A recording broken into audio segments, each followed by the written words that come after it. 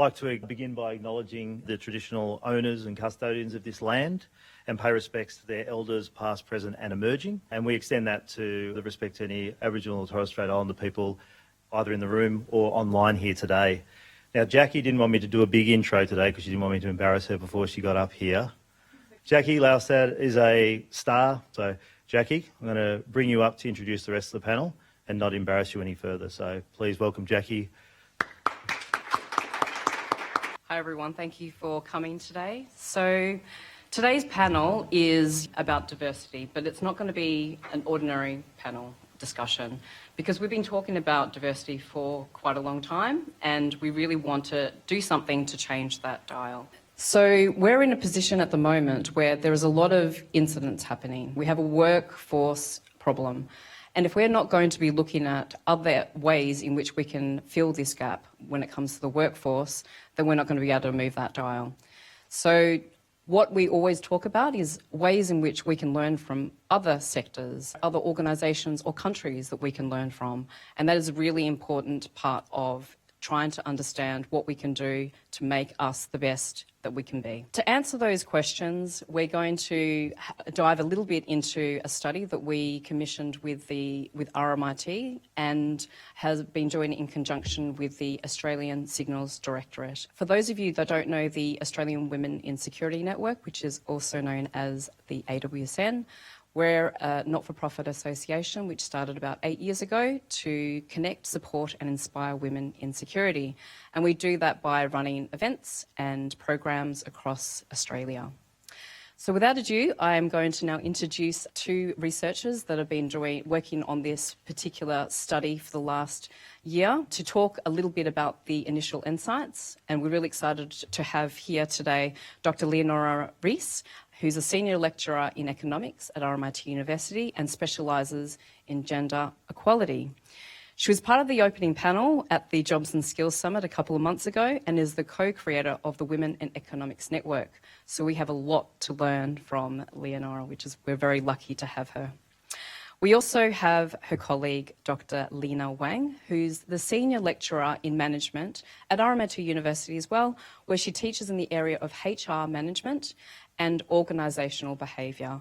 She has a background in organisational psychology, and she's also the co-director of RMIT's Centre for People, Organisations and Work. I'm Leonora and I'm joined by my colleague Lina, and we're really proud to be representing RMIT and the team at RMIT who are collaborating with the Australian Women in Security Network on this project. What we're going to start with is sharing some of our research that we've been working on, and that will be followed by the panel discussion. And the question itself, is Australia's cybersecurity workforce the best it can be? It's obviously a deliberately challenging question, and we're coming to this problem from the perspective of the observation that women are underrepresented in the sector. That's our starting point. And as Jackie mentioned, I'm an economist, and so we actually have a similar type of situation in economics in the sense that it's been a traditionally male-concentrated field, and we're looking for ways to foster and create a more gender-balanced, a more inclusive field.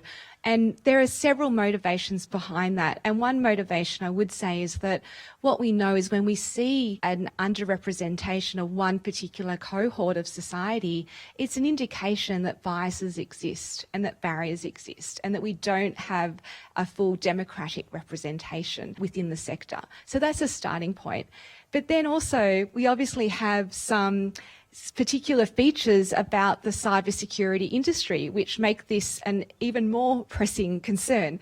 So as you can see there on the slide, we've listed a few of the key things which I'm sure everyone in this room is well across, that the sector itself is rising in terms of its importance. And as an economist, I can attest that we know from the way that economies evolve over time, the knowledge industry, the data industry, information is one of the key inputs into our economy. It's becoming more and more important. And with that means that cybersecurity is becoming more and more important.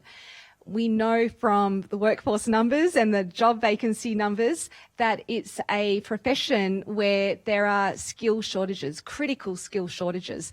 And it's not just about filling those job vacancies, it's about making sure that we're meeting the sophistication of the skills that the sector requires. I mentioned before we have this underrepresentation of women, and we can unpack that a bit throughout the conversation today. We have to acknowledge that what we see today is an outcome of tradition and history, and women not traditionally being part of the sector through less opportunities. But it means that we really have to make a concerted effort to cleanse our existing systems from implicit biases that we sometimes don't realise are there. And then as an economist too, and I think in management and in general studies of how can workplaces be the best they can be, what we know from the research is that diversity is one of those inputs into a more productive, a more innovative, a more dynamic, a more high-performing team workforce industry. So we're talking about how can we actually lift the workforce capacity by embracing diversity. And here we're talking about or thinking about how a person's lived experience in the world contributes to the skill set and the capabilities that they bring. And by virtue of men and women and people of all diverse genders coming together, that means that we're bringing together a diversity of lived experiences, a diversity of skills, a diversity of values and perspectives. And again, coming back to the importance of the knowledge economy, the role of innovation in the economy, this is about making sure that we're not closing off the opportunity for the sector to be the best it can be by tapping into the gains of diversity. There's research out there showing that having more diverse teams means they're more likely to be able to solve problems. They're more likely to be understanding people and the experiences and challenges that people are going through. And I think there's one thing we're picking up on within cyber is about people. It's about looking after people in a sense, and you might all have your own views on that. But we found that in economics as well. It wasn't about, people have a misperception economics is about money and finance, but it's actually about how do we improve people's well-being. And so I think part of the issue of improving the perception of a sector is about reminding ourselves why are we in the job we're in, because we care about making people's lives better. What we'll discuss today is some of the solutions. And what we know from the research on gender equality is that creating a more gender inclusive, more gender balanced sector is not just about trying to encourage more women to study IT. It's far more complex than that. It's about the culture. It's about people's sense of belonging, their sense of being respected, their sense of their voice having value and being heard. And a big part of improving gender equality in any sector is also about understanding why people might not want to change. So we also need to talk about resistance to change. Next slide, please. I'll go through these quite quickly. So I'm a labour market economist, so I love digging into numbers and data. So when we had the census data come out, we're like, okay, we're going to make use of this. And so here are the people who reported in the census data that they identified as, they reported as an ICT security specialist. So you can just see the explosion in numbers from 2016 up to 2021 in the census. This is census data, so this is a whole count of the whole population present in Australia. What you can see there is that women are also increasing, but still at a much smaller number than men. On our next slide, please, we'll be able to see this in terms of percentages. So this is at 5-year intervals, and you can see that women's share of ICT security specialists to 2016 actually reduced. And in the most recent census, it increased just slightly. It's definitely a good sign it's increasing, Jackie. But obviously we're far from being representative of the 50-50 population. Now, next slide, please. You are in a profession which now has its own ABS category. So in the previous census, they're actually an official title for cyber security experts. They were lumped under other professions. So congratulations on now having your own classification, which is well deserved. So this is from the census. Now we only have 2021 data because we can't compare it to previous data collections. But what you can see here still is that in all these various cyber roles, we still have a higher number of men to women. And then as a percentage, that even adds up to around about 17% women. Next slide, please. Yeah, so there we have 17% of cyber occupations overall. What's really interesting is if you look at the particular occupations where there are relatively more women, that's that second last vertical bar from the right, in cyber governance, risk and compliance, that's actually where you're going to find proportionally more women. So there's something to think about there. Next slide, please. Okay, so RMIT conducted a survey of the sector, so I'm going to hand over to my colleague Lena to tell you a bit more about that. I'm now going to share with everyone a bit of the findings. It's from the survey results. It's a sneak peek because we are going to have our formal launch in next month also, but we want to show some initial findings with you all. So this is a study of people currently working in the security sector in Australia, or those formerly working as well. And we are taking a gendered lens, a gender dimension to understand people's experience in this sector. We collected over 600 survey results during August, September, and you can see probably 2/3 of them are working in the cybersecurity. So we could see the findings probably somewhat representative of the cybersecurity sector. May not be that much for the other security areas. We had more women than men, which is expected because this is a study that has that gender dimension.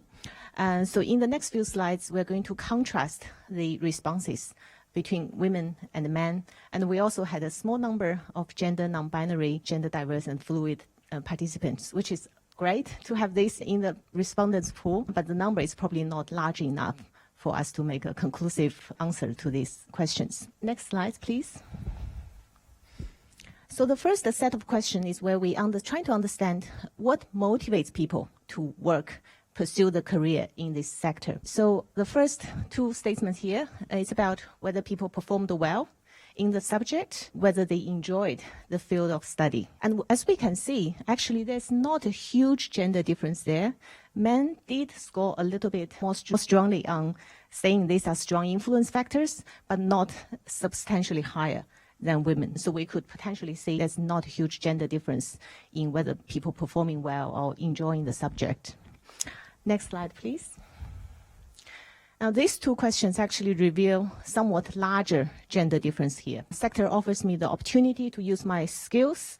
We see more men responded to a strong influence factor compared to women. So it's not a small difference there. Whether that shows maybe some women may felt this sector hasn't fully allowed them to utilize their skills. Maybe there are some other areas of their skill set that haven't been tapped into that may speak to that. Also very interesting is a larger gender difference in terms of people's motivation to make a difference to the society. And we see more women responding strongly on that question. But men also did. But the gender difference is larger than some of the other questions. So again, something for us to consider. If we want to attract more women into the sector, could we both the aspect of the job that's about making a difference, that's more pro-socially oriented? So these two questions probably concern more extrinsic part of the job. So the earning prospects, job security, employment opportunities. Again, we don't see a huge gender difference there, only about 3 to 4% difference between men and women, so not a major difference. Next slide, please.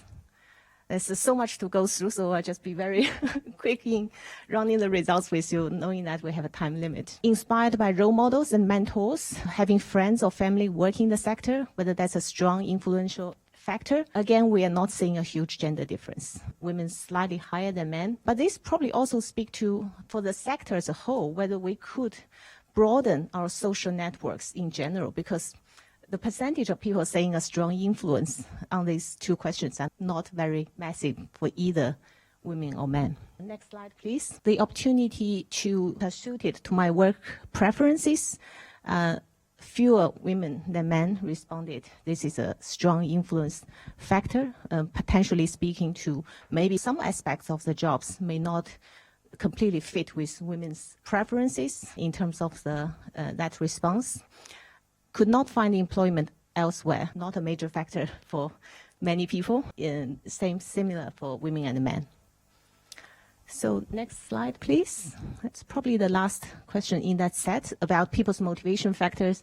This is about what specific professional activities that has helped with people's career advancement. We're seeing that both women and men responded to on-the-job learning as being most useful, but also informal networks. That's a very, very important aspect for career development. We tend to see women responded slightly higher on membership in professional organizations, which kind of speak to the importance of the kind of networks. And we know that in general diversity inclusion research in general, for the minority, people in minority status, having that additional layer of support outside of their organization is actually really important. So that's a very interesting finding there. So we also ask people why they have left their jobs in the security sector. And these answers tend to speak to the people's work environment, which is not really surprising because we know from research, a lot of people leaving their jobs because of the kind of workplace culture, the kind of leadership that's not really positive. And we indeed see that coming up with people commenting on the kind of toxic workplace culture in the response. Next slide, please. Okay, so this is about whether additional support to advance women's career and the programs to promote gender equality are beneficial for the sector overall. We see vast majority of participants responding positively to this and saying yes, slightly more women and non-binary participants than men answering this question. But we again seeing a very large proportion of men saying the need to do something more for the women's career, which is a really heartening result we see. Next slide, please. All right, so this is pass on back to Leonora to finish the last bit of the finding and also having a concluding remark on the presentation. Sure, thanks, Lena. So these get into some of the more thorny issues that we canvassed in the survey. And that's about respecting that people will have different positions, different perspectives on approaches to gender equality and whether these initiatives are warranted. What's the best approach? What's the right approach? We like to be guided as much as possible by the evidence, but the evidence also suggests that you do need to have a level of receptiveness amongst a workforce in order for initiatives to be successful. So you can see here, these are just a handful of the quotes that we received. You can see on the top left, some people have indicated, or this person has indicated that they can see that there are initiatives in place, but they're unsure, it's unclear if much is being followed up on. So you sometimes get a lot of great announcements, lots of goodwill, and then it takes a lot of effort for that continuity and impact to surface. You can see in the bottom left-hand box there, issues about quotas. So I think everyone has an opinion on quotas, which is fair enough. But you can see there are differences in perspectives there. Some people see that as being a form of discrimination. Others recognise that it is a way to activate change. And the research tells us you do need to nurture within a workforce a sense of awareness about the existence of bias and inform people about how these initiatives can work, whether or not you go ahead with quotas or other initiatives, as a way of getting everyone on board. Otherwise, you can actually risk having backlash, retaliation, people feeling quite demoralised, or they feel like this is an injustice towards the people who aren't part of the quota. And they're all very valid opinions, and that's something for workforces and workforce cultures to navigate. And then on the right-hand side there, you can see a respondent who's interpreted gender equality initiatives as actually a form of discrimination against men, in a sense. So coming back to the importance of a sense of justice. And these are valid opinions, and it's about how do we include these types of people as part of that broader mission for change? How do we inform people about the existence of bias? How do we demonstrate that improving the diversity of the sector is a positive thing for everybody collectively so that individuals don't feel disenfranchised? And these are some of the really hard issues to tackle, and it's why we haven't achieved gender equality in a lot of aspects of life. But this is important to not ignore these opinions and these positions. Next slide, please. Oh, that brings us to a conclusion, I think, because I think in the panel we are going to continue this conversation and perhaps talk more about the action points and what we can do about that. So thank you very much for the opportunity to share this with you. Round of applause for Leonora and Dr. Lena. Thank you. Can you please sit here? And we're going to be joined actually with Amy Roberts from ASD, who's the Strategic Partnership and Industry Engagement, and she's also the Canberra AWSN chapter lead and a huge advocate for the last decade. So, esteemed panellists, thank you so much for that presentation. That was riveting, and I learn something new every single time I hear it, so thank you very much for that. I'm going to come and join you.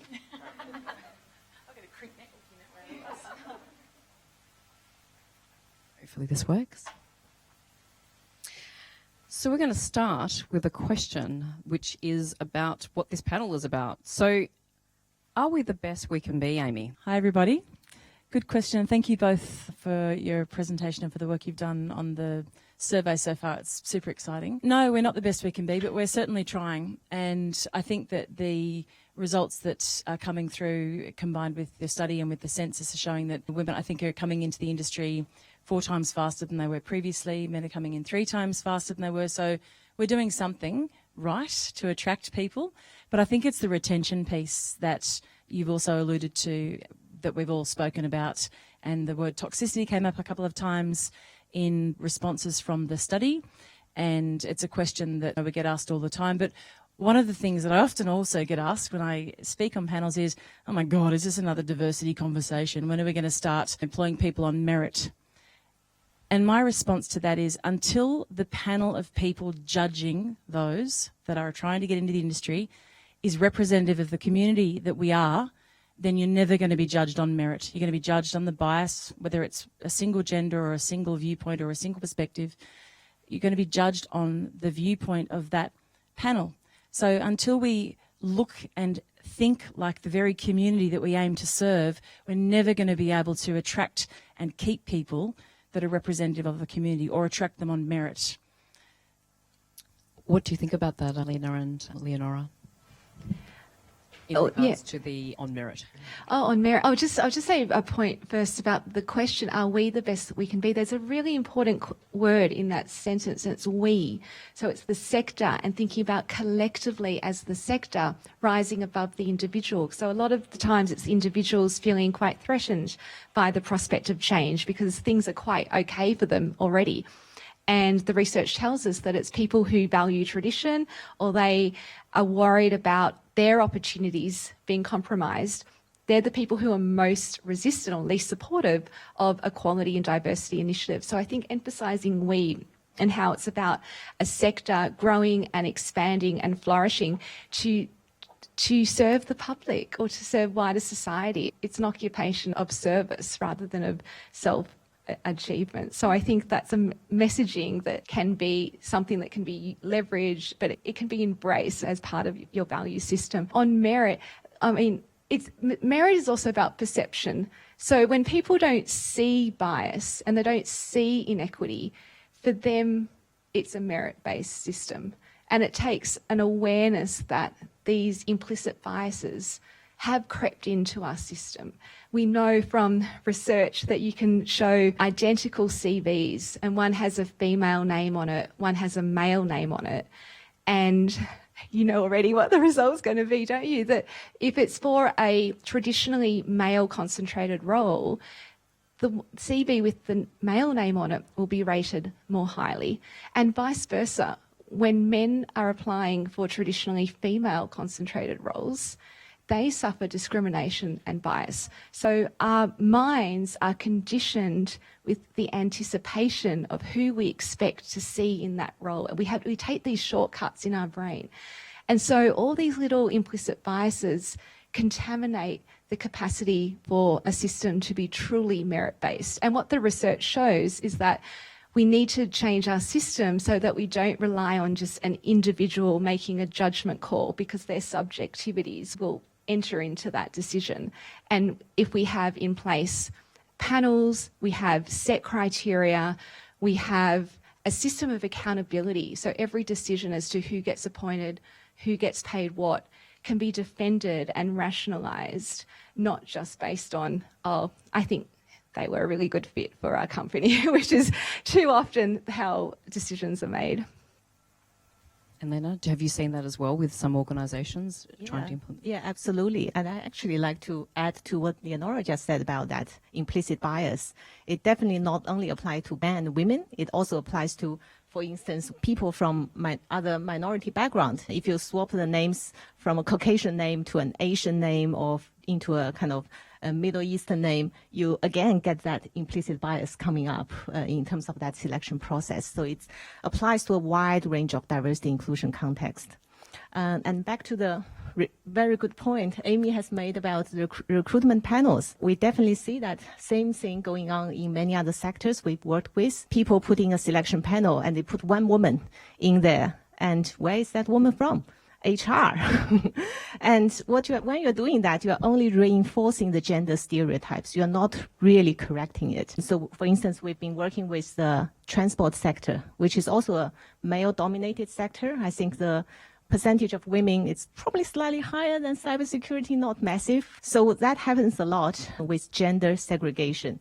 So if you're looking at where are the women being employed, it's HR, it's admin type of jobs, it's not engineers, mechanics, technicians, which are still heavily male dominated, despite of many years of efforts trying to bring women into the sector. That applies to that selection panels and getting really a panel that's representative of the community, as Amy said. And I also want to bring in a few thoughts on what you do before getting people through that selection process. For instance, what can you do in terms of your marketing campaign in getting out to recruit people? I used to do some projects with the firefighters. As we know, it's heavily male-dominated. It's probably, when we did the study, it's 95% male versus 5% female in the firefighting workforce. Not the same. Of course, they get lots of females, but again, in the HR, in the kind of governance, admin roles, but not firefighters. So what they did is they did a massive campaign, recruitment campaign, targeting women. They profiled lots of women firefighters, like what you did, Jackie, in your network, really giving high profiles to these women firefighters and letting the community know they are in the workforce. What they do, you don't need to be 6 feet tall and with broad shoulders to be a firefighter. And also communities don't often know that you don't just hold a hose and put out the fire as a firefighter. That's a huge community building development activities involved. You go to do charitable work to children's hospitals. You're doing community education programs. There's a lot of activities in the role which could be very appealing to women, but community doesn't necessarily know. So think about what we can do when we're going out to the community to recruit people. Yes, because I think one interesting point that we saw from the survey was the fact that one of the attractive elements of our sector is the fact that you're helping people. Have you seen in other sectors where they have actually really brought this out in order to then attract more people into the sector, into the other sectors? Oh, to my knowledge, that's something that the engineering profession has done. So it's switched from being quite technical and mathematical to really try to shift perceptions by talking about how engineering and engineers are really about how to build things in a way that will improve people's lives. We've definitely tried to do that in economics. So as I mentioned before, like a lot of in economics, we think of economics being about money and finance.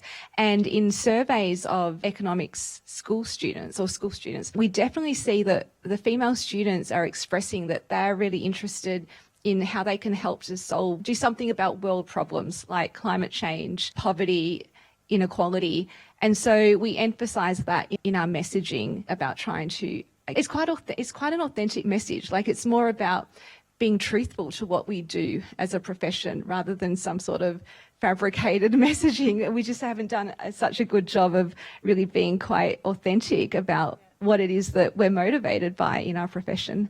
Yeah, and I think that's something that this is not new news to anybody that's in this room, but we don't describe what we do particularly well in our industry. It's really hard to talk about what we do because we don't have a uniform that identifies as a firefighter. Or if you look at defence, you can see someone rappelling out of a helicopter or throwing themselves in front of a tank or whatever. It's very specific to what you can do as a career. But because ours is such an emerging industry still, we don't really have uniforms. We don't have a great way of describing what we do. If we can indeed describe what we do, I work in an agency where we can't necessarily describe all of the things that we do. So it's very hard to give us an image. So therefore we do end up with an image that isn't quite right. And I was talking to someone earlier and they said that I don't know if you're still here, but they said that their little girl was looking over their shoulder when they were preparing a presentation. They had the classic, this is years ago before he changed his imagery, but there was a classic hoodie over the keyboard in a basement kind of image. And he said, so that's really scary. Is that a scary person? He said, oh no, that's actually someone that's helping. So we've even mixed up the helpers look like the bad people as well. So I think in describing what we do and the imagery that we use, even down to the colours of the banners that go up at tech conferences, there are dark and green screens with the stuff sliding down. I think it's part of what we don't do particularly well is describe what we do. To add to that, there will be people in the sector who really like that image though. Absolutely. And they'll want to hang on to that. So it is also about expanding rather than replacing or changing or just reassuring that particular cohort that no, we're not trying to strip away that particular sense of social identity that perhaps you have clung on to. And we see that in all professions, like for the firefighters. I mean, there's particularly going to be some people for whom that is part of their social identity. So you don't want to displace that, but it's about expanding. Yeah, that's true. And the fact that our sector is very diverse as well, there is so many different roles within cybersecurity, and it's important to be able to represent all of those elements as well, I think. We do have a poll because we wanted to understand the people that are in the room. We have a very diverse audience in the room, but we'd love to know the type of people that are here, whether they're students in industry or leaders. So 59% are in the cybersecurity industry. There's 17% that are not in cybersecurity and 17% that are not. Oh, hang on, it's changed. Percent that are leaders. Great to have you in the room. Thank you. Not in cybersecurity industry. Welcome. 16% and somebody changed their mind. They were a student and they're not. Okay. And we have 6% that are students in the room. Thank you very much. It just then helps us to target certain messaging when we continue our talk. So we talk a little bit about the importance of retention, and this is something that is quite dear to my heart. That's the reason why for pretty much the 8 years that we've been starting AWSN, it's about retention. We realise that it's really important that we need people in our sector and to keep them, as opposed to bringing people in and having no one there to support them, and there's no one to then bring up the ranks. So when it comes to retention, what are a lot of those factors which are why are people leaving? Amy, I'll start with you. A number of reasons, and we've spoken about this, and we agree on many things, and some of us disagree on a number of things as well. COVID certainly helped with workplace flexibility for a lot of people, but it's also created challenges for other people as well. But I think the data is showing that more people are coming into the industry, but keeping people is predominantly about culture. And that is everything from people to flexibility to how you feel and fit into your organisation. There's a saying, bring your whole self to work, and an organisation throws that up as its banner.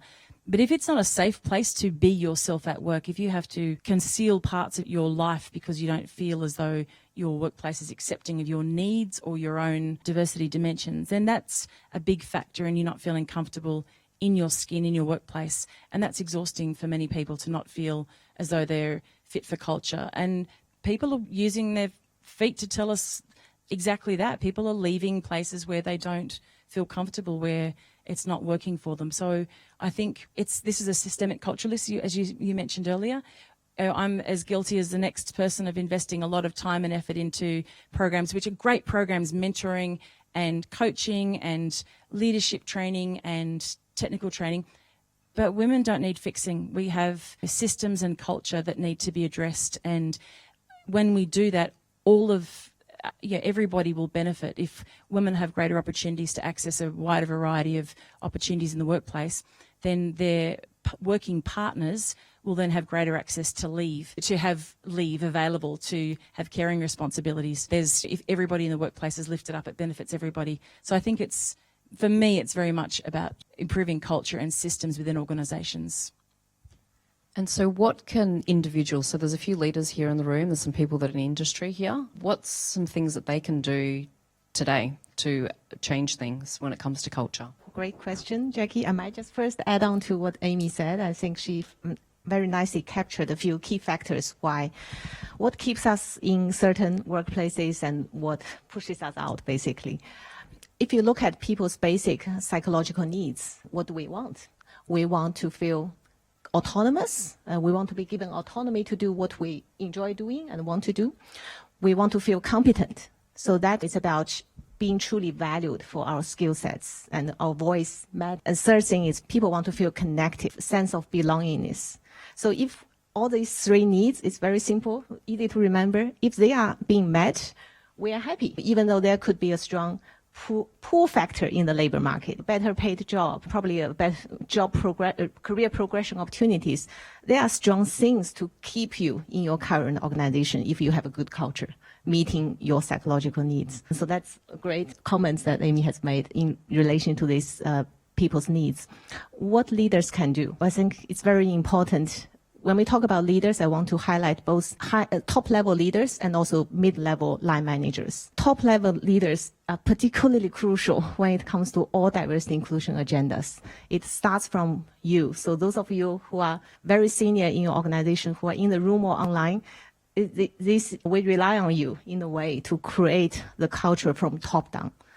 If we don't see that commitment from you, that involves both moral commitment. You communicate this commitment to the whole workforce, but also financial commitment. So you allocate funding, you allocate resources to put into programs, initiatives, and drive for diversity inclusion agendas.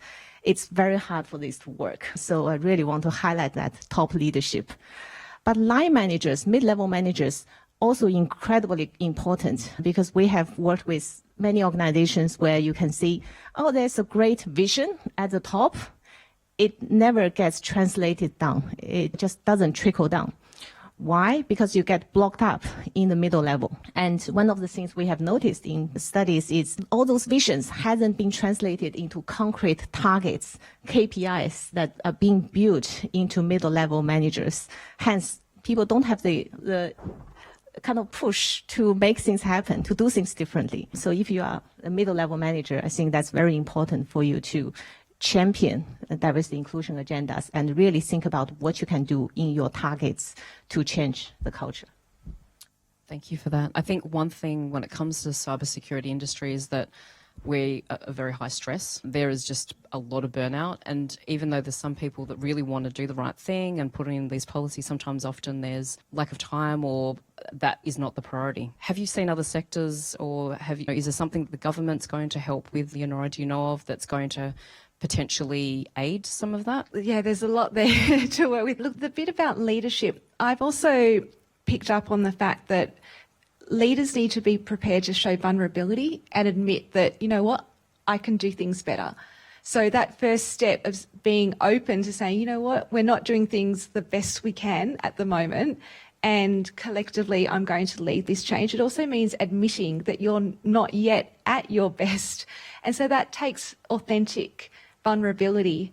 So I think leaders need to be supported in that process as well. In terms of what leaders can do to really drive action, Lena's exactly right about incentives, and the organisations that make the most progress in narrowing gender gaps, they include gender equality outcomes in their KPIs. It's the incentives, but also that can be really confronting because you might be sitting there as a leader going, I'll put it in, but I don't know how I'm going to achieve that. And you might be worried about achieving that. And so one way to address that is also to measure it in terms of change and progress rather than hitting a particular target as such. So you're measuring your progress and admitting to the fact that this is going to take several time periods, maybe several years to get where we want to go, but just being willing to embrace that and be willing to embrace that you might not actually get everything right at the start. So a sense of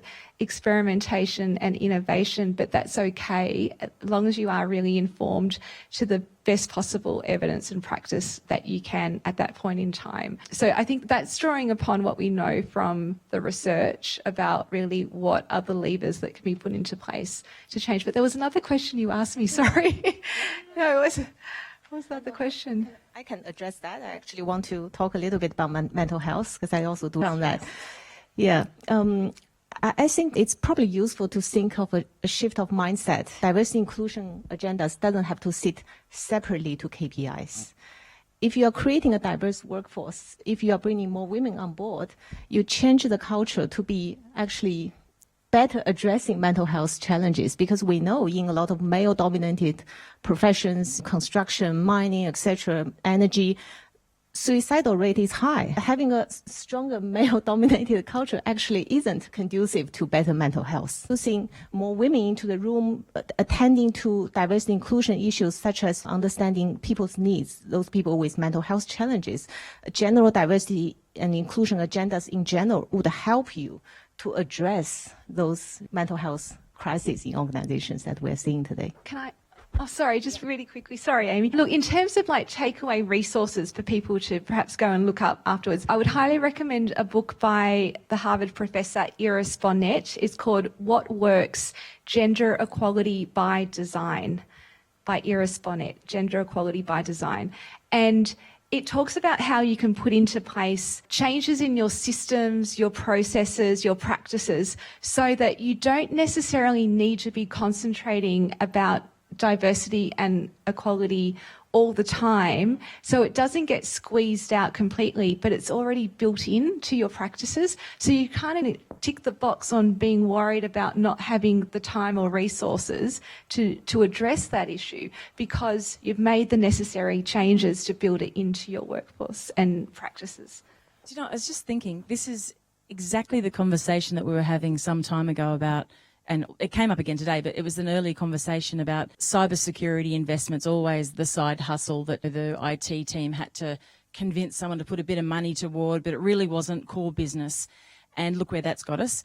And now now that we're looking at cybersecurity being embedded across all areas of all sectors, so all areas of organisations across all sectors, and it's not just the IT faculty that's looking at cybersecurity. There are all of the other faculties now have a cybersecurity element, because lawyers go out and run small businesses and medical professionals have small businesses. So we're now actually talking about diversity and inclusion initiatives as a part of an organisation and infiltrating it across all aspects, like we used to talk about cybersecurity. And like how we talk about climate change. And like how we talk about climate change. Yeah, exactly. And we've become so used to an iterative process with technology. We're now okay about putting out a beta version of something and testing and getting feedback from our peers. And it's now A-OK to take something back to the drawing board and fix it. Yet we're still not at that point where we can be vulnerable as leaders and go, hey, am I actually doing the right thing by you? And truly, you mentioned vulnerability earlier, truly being open to hearing the hard things from your teams. It takes a bit of courage to do that, but the outcomes from allowing your team to see you as human and being vulnerable and be prepared to change and iterate and improve and update like we do with our apps and our platforms and our programs, I think that's actually such a healthy way to move forward, because then we're seen as being open to change, and we're not perfect, and that's okay. And asking questions about disability in the workplace. People are frightened to ask questions because they don't want to appear stupid or dumb or disrespectful. And I've suffered from this myself, and I have had colleagues and friends say to me, I don't mind you asking questions because at least you're wanting to know. So that's what I would encourage people to consider as well. You won't know the answer, and that's why you're asking. But if you don't ask, you just look like an arrogant, I'm not going to swear on television. You just look arrogant and not prepared to change.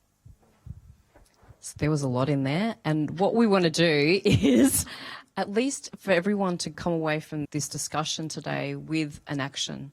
So we have a little bit of a poll here, and I'm going to get you guys onto Slido. So what's one bold thing that you can do at the end of this month to create a positive change? Yeah, so we've got students, we've got leaders, we've got people who are in the industry and people from outside the industry. So whatever aspect of change you're able to create, whether it's in your own sphere of influence, your own people, or if you're in an organisation where you can actually do something really wild that you know is going to have a great outcome for somebody or another group of people. That's what we're challenging you. And did we say the end of the month? You've got 14 days. All right, here we go. Support someone in need. Great. It's interesting in the data that Lena and Leonora have uncovered, and it came up as what the top things were. Sponsorship and role modelling was actually a key thing that had really assisted and supported. I noticed that sponsorship was actually quite a way down the rung, and I wonder is everyone familiar with the concept of sponsorship versus mentoring? Yeah, so a lot of people. It's probably worth. Yeah, so it is something that it is different. So mentoring is having that conversation with somebody and imparting your knowledge or asking them key questions to draw out what they can then learn from the relationship. But sponsoring is actually not just opening a door and asking someone to come on in. It's actually helping them step across the threshold and then making the seat really warm and comfy for them and then offering them a cup of tea. So it's bringing them into the space, taking them along to meet key people in your organisation or your sphere of influence, giving them opportunities, giving them a task which they might not normally have exposure to, and that sponsorship is just going that one step further, because if you are in a minority, you may not feel comfortable all the time with taking an opportunity, even if it's offered. Yeah. So support someone in need is definitely the one that's coming out here, which is great. Mentorship. No hoodies. Okay.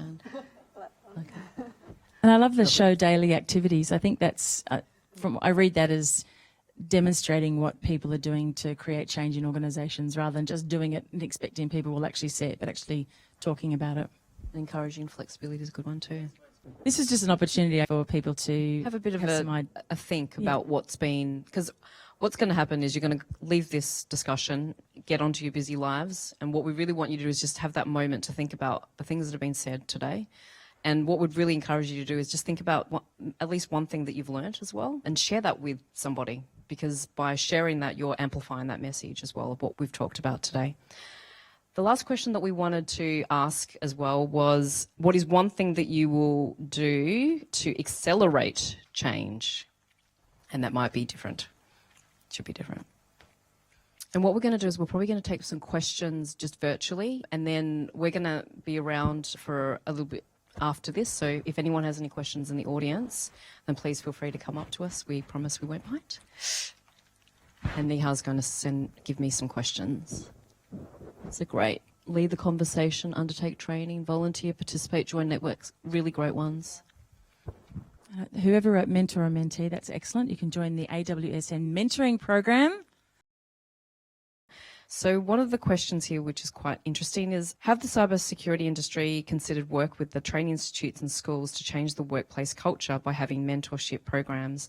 The culture is very important. It starts with growing individuals based on their strengths, and individuals should be part of their career growth. Excellent question. And I might ask Lena for that one. Okay. Training is a very important initiative to do, I think. Change workplace To culture. change workplace culture, because a lot of things Leonora just mentioned earlier about that implicit bias. People may not be ill-intended, but they don't know what they don't know. So we really need some of those training to be made compulsory, especially for hiring managers. They are important people to bring on board.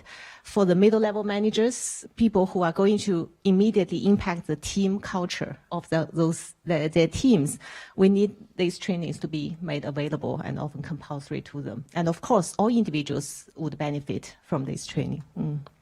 Things like including it in all types of management training, that social impact and stuff. Yeah. So this is a question for Amy, or maybe, yes. What initiatives are implemented or planned across state or federal government bodies to improve diversity? Funny you should ask. I think one of the things that at the Australian Signals Directorate, we have actually had specific funding for the last couple of years to invest in opportunities to engage more women and students in STEM and cybersecurity, or STEM-related and cybersecurity careers. And we partnered with AWSN some time ago and worked with the organisation to target specific programs that were identified as needed. One of the things that we have done, and everyone's the same, we've all got limited resources and limited time, and it's no different in government, of course.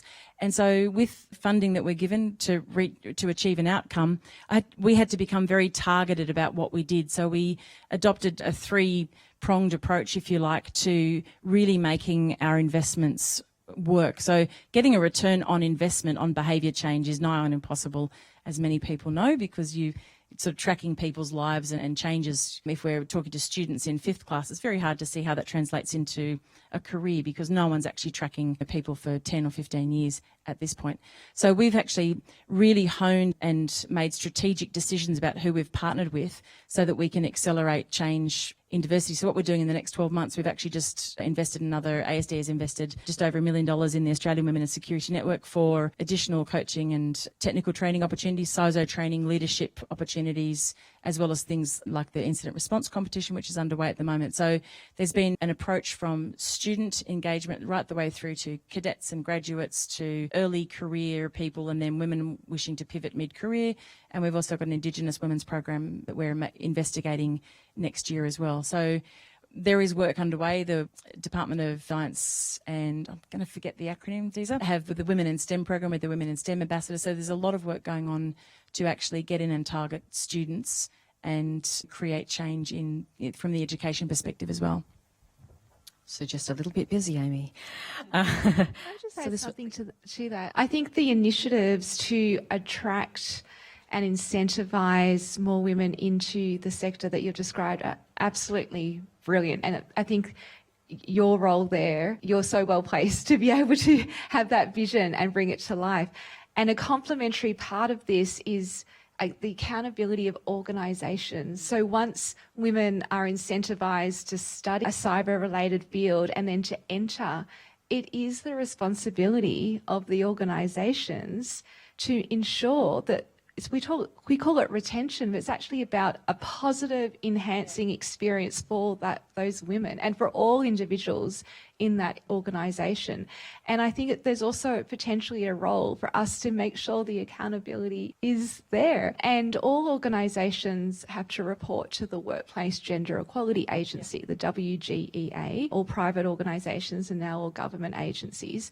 And so often those organisations, they have to report on 6 indicators, including the gender pay gap, measures of sexual harassment, other important indicators of the gender equality dimensions in their workplace. Now, often employees never really see that report. It gets sent to WGEA, the agency, as an obligation, as a reporting obligation, and employees don't find out about it. So I think it's important as employees in the sector to track down that information and find out what whether it's in annual reports, it will include a gender pay gap.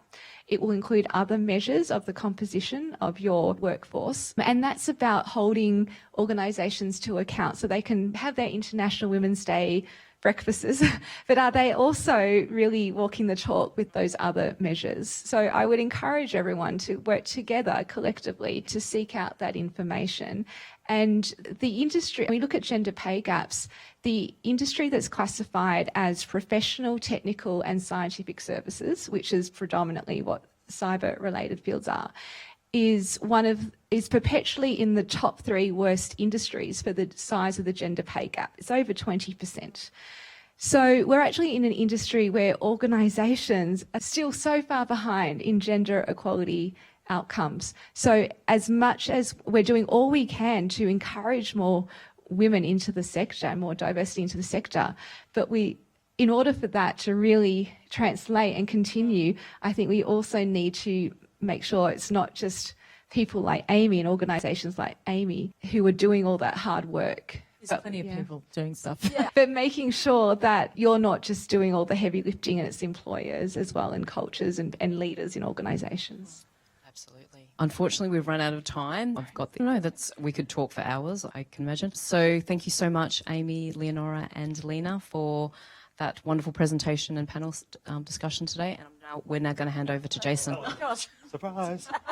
Now, can we get a big round of applause? That was a fantastic panel. What a way to end the day.